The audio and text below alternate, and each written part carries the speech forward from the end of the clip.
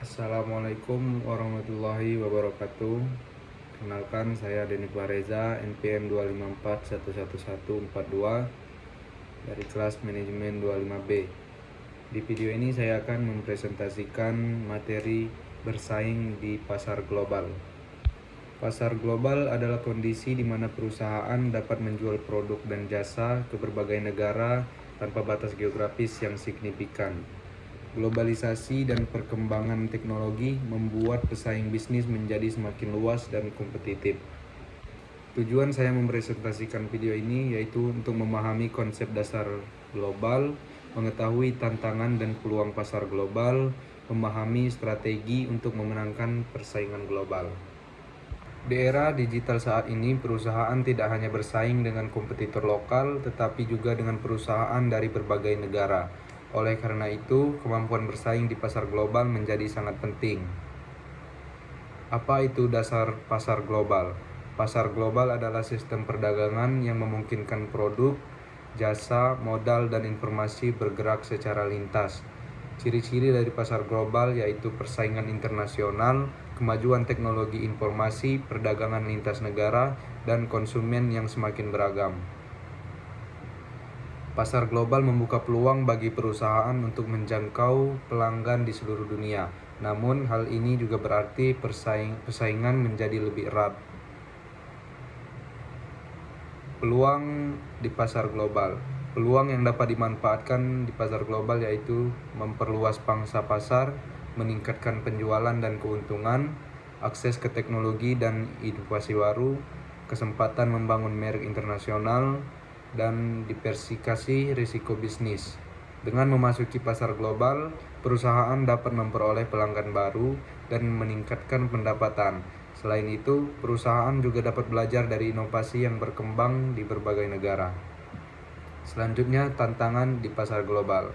Hambatan yang harus dihadapi di pasar global yaitu perbedaan budaya dan bahasa, regulasi dan hukum yang berbeda, persaingan yang sangat ketat, fluktuasi nilai tukar mata uang, dan perubahan tren pasar yang cepat. Setiap negara memiliki karakteristik pasar yang berbeda. Oleh karena itu, perusahaan harus mampu beradaptasi dengan budaya, aturan, dan kebutuhan konsumen setempat. Lalu, strategi bersaing di pasar global. Kunci keberhasilan bersaing di pasar global: yang pertama, meningkatkan kualitas produk.